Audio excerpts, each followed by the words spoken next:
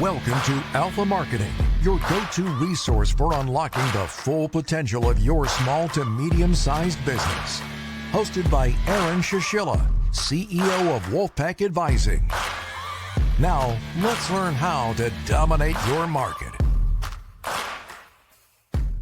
Hello and welcome back to the Marketing Alpha Podcast. My name is Aaron, and today we have a really good topic, something that I'm pretty passionate about, which is how business owners can use and should use AI in their business for tasks or general questions or really anything.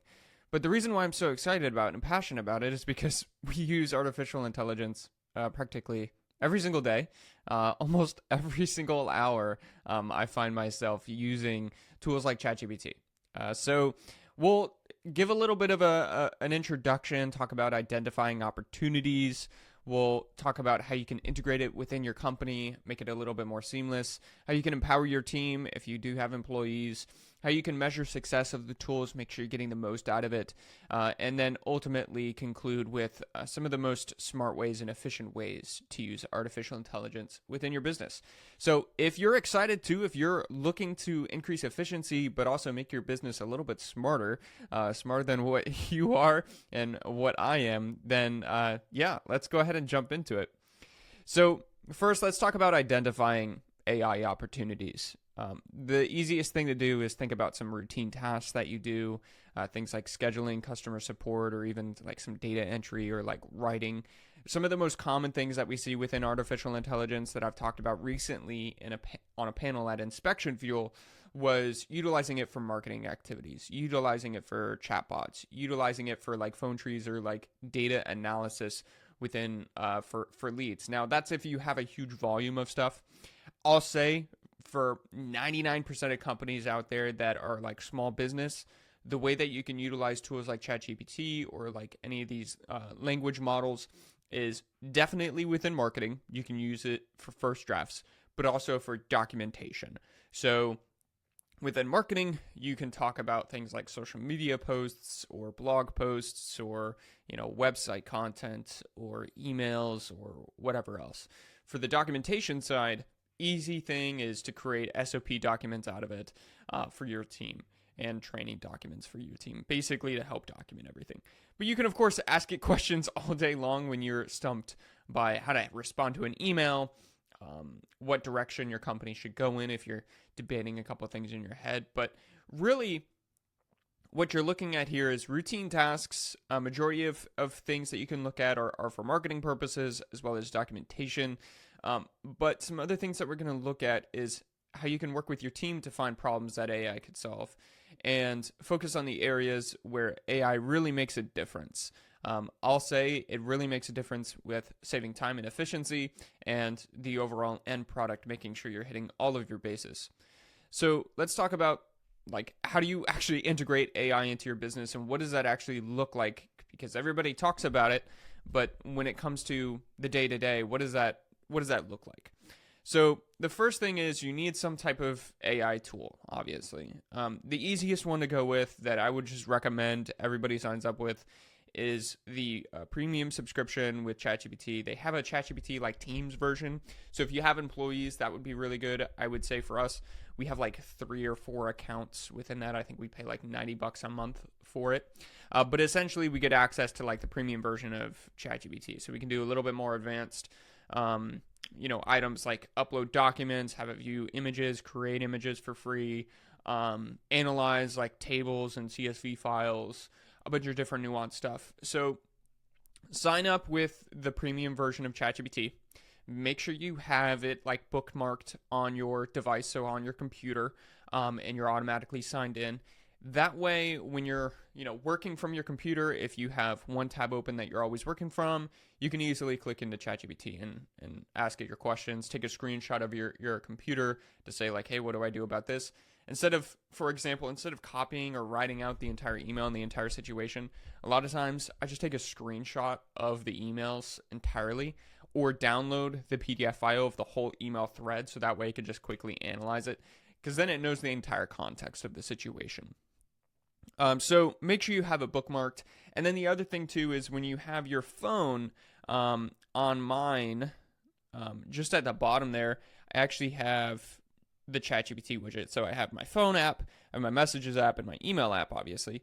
But then I also have ChatGPT. It's actually it's in the second position there, kind of assuming that I use it it's the second most used app on my phone, for example. So I would also definitely recommend having it on your phone.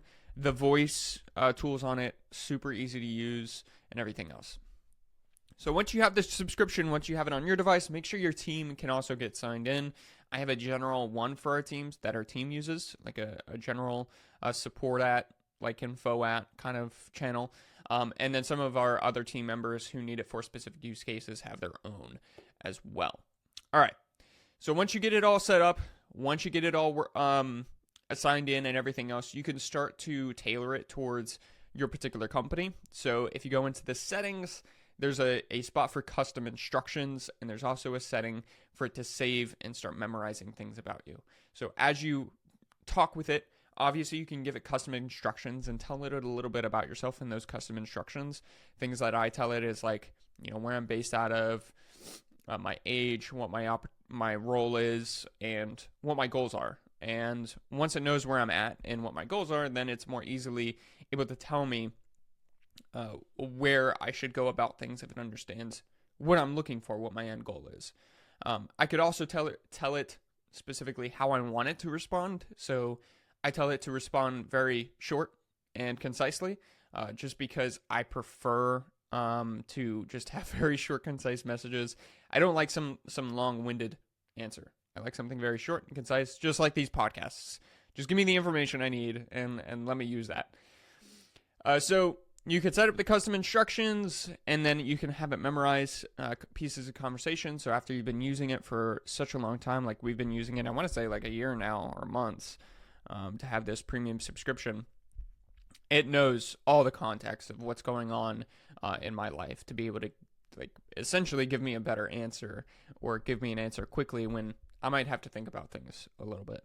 It's also really good to kind of bounce ideas off of. For example, if it understands all the context, you can get all the differing types of opinions or options you have and the pros and cons of each, so you can make a better decision or well-informed decision. So the other thing that you could also utilize is check with your current tools on systems to see what AI tools they have. So obviously ChatGPT is one that I would definitely recommend, but you can also check with any of your systems. So right now, Microsoft Office and Google Workspace have AI tools, but they're based on the reviews and everything else. They're not entirely recommended. They're pretty expensive, and they're usually on the enterprise level. But you can sign up with other tools such as ClickUp, which is one of my favorites, that has a more affordable option with AI tools embedded with it. Now, it may not be perfect for your particular business. I will say you probably need something like a ClickUp anyway within your business, because that's a really good way to just manage the different admin tasks that you have, and also a good place to hold SOPs and documentation. Of course, you can utilize Google Workspace as well for that. Google Workspace has ways to do tasks, has ways to write documents and everything else, which is what a ClickUp is. But ClickUp is more project management, higher end tasks than just checklists that Google Workspace has. So I would definitely recommend looking at your different systems and seeing how AI can be involved with that. You have things also like a website chat that you can utilize. There's pros and cons to it. Obviously, with a website chat, think about the volume and think about, is this actually going to make me more efficient, or is this kind of like a waste of spend? Most small businesses, what I've seen is they want to start some type of website chat, but don't realize that it's not actually going to increase their efficiency by much, because most of the live chats that you get are just going to be like either junk or people like looking for pricing information, and it's going to be just not, in terms of volume, not worth it. So really consider your different systems. I would definitely recommend ClickUp. I would definitely recommend ChatGPT. You can look at different email systems to quickly respond. Something like Front is a good email system, etc. The last thing about preparing for your integration with AI is just make sure your team's on board and train your team on how to utilize all these tools. You could walk them through it. Obviously, if they're a little bit younger, they're probably used to using tools like that. If they're a little bit older, they might need some help to walk through the tools and how to utilize it, how to talk to ChatGPT and get the answer that they want out of it. So spend some time going through that little training process. All right. Now, the other thing that I would really, really recommend, and as part of the integration, is empowering your team to utilize it and scale it and think of other ideas. So one of the things that we have at Wolfpack is, which Jenna actually started, is like a little innovation time. So every week they have a set period of time that they can just look at for innovation. And this could be looking at AI tools, non-AI tools, or just different service ideas that we can implement in order to innovate our work. So that is a way for our team to have a little bit of ownership and get involved in bringing AI tools within our company. A really good example of this is we have an SEO software. It's implementing tons of AI tools. And Zoe, one of our longest time employees, came to me and said, hey, look at this tool. This is pretty neat. And was showing me everything about it. And I was like, man, that looks really awesome. That looks really promising. I guess we got to try it out and see how functional it works for us. And Zoe was the one that took it upon herself to not necessarily seek it out because it came to her, but once it came to her, she was like, well, I want to try and use it to see if it makes my job a little bit easier, because that's what it's about, is making their jobs a little bit easier, more efficient, and everything else. Things that you could do is you could offer further training on AI tools within this. But ultimately here, when empowering your team to utilize it, it's going to scale your usage of AI way more than if you were to just try and push it from the top down. You really want to have it a little bit more of the bottom up, to where your team is empowered to use it and they're coming up with their own ideas. Especially if you're out of the servicing realm, you're probably not looking at from their perspective what's going to make their job more efficient. So really look for bottom up and look for those players that are going to adopt AI and use it within their job role. Really keep that line of communication just open for the concerns and suggestions for utilizing AI. Even consider adding it to your SOP. And just like we are with our team, if it's not written down, if it's not an actual action item or to do, like looking at innovation for their job role or for the company, it's not done. So that's why we have a specific task to say, like, hey, every Friday at this time, everybody's looking at innovation at some capacity. So second to last is just, how do you measure success with this, and how do you know if it's working?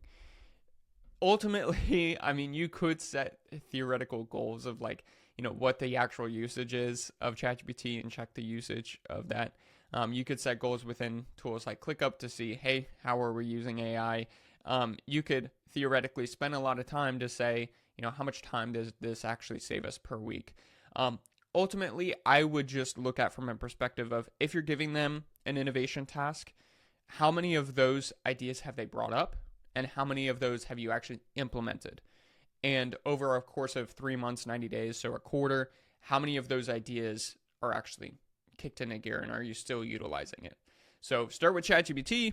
After 90 days, do the training of it. After 90 days, how many people are actually still using it on a daily basis, and measure that, and how much time they're saying it's saving them. After that 90 days, now you're looking at innovation tools. So they're looking on their own from the grassroots, bringing up to you, like, what AI tools can they utilize to make their jobs more efficient on the ground level. And after that 90 days, have you implemented anyone? And when I say implement, I mean like using on a weekly basis. If it's on a monthly basis, I think that's it's too small, too short. So on a weekly basis is usually our rotation, our schedule for everything that we work with. So if we're not working on something on a weekly basis, like once a week, we're not really utilizing it to its fullest potential, or to what we believe is enough of a potential. So setting those goals on how much you're utilizing something, if you're getting the value out of it, especially if there's costs within those tools, understanding exactly what that is, I would just write those out on a quarterly basis. So the weekly basis, start with the ChatGPT. If I'm working backwards, start with the ChatGPT, do the training on it, check after 90 days if they're continuously using on it, have some type of weekly meeting to make sure you're checking in on that. After that first 90 days, set another 90 days of where they're doing a weekly innovation task where they're coming to you with ideas for AI implementation, or it doesn't even necessarily have to be AI innovation, just any kind of service or product innovation that they can bring to the table for that week, even if they're not necessarily happy with it, as long as they're doing on a recurring basis. And then after that 90 days, how many of those ideas did you implement? Is it 1? Is it 2? Is it 3? And how much time did that save you? Because that's really going to be the success in the long term. You utilizing tools like ChatGPT and then innovating further from your base team. So to conclude here, obviously we've heard time and time again, AI is really good for increasing efficiency. It makes customers happier, obviously, in some cases. It can make customers really angry and upset, but it makes a team more efficient. It makes a team, in my opinion, smarter because we're able to look at all the different options very quickly and decide from the pros and cons. And if your entire team is embedded with AI technology, obviously, it just gives your team and your company an edge. So, and look at integrating these tools within your company. When you integrate those tools, set some goals every quarter or so, set some time to do the innovation tasks so your team can look at it from the grassroots. And overall, as long as you're doing that, you're going to stay on top of a lot of the AI discussion that's in the realm. You can consider things like setting time to look at any news for the AI on a weekly basis, whatever else. But essentially, that's how you're going to be able to utilize AI for these tasks and these questions. You're going to naturally see with ChatGPT how you can use it for not only marketing, but your SOP documents and everything else. So if you found this podcast helpful, if you like this episode, please leave me a rating, give me your feedback. I'd love it. And until next time, see ya. Thank you for listening to Alpha Marketing. If you enjoyed today's episode, be sure to subscribe, leave a review, and share it with other business owners and marketers. Your support enables us to continue bringing you actionable advice and the tools you need to thrive. Join us next time for more insights with Aaron Shishilla, and keep striving to be the alpha in your market.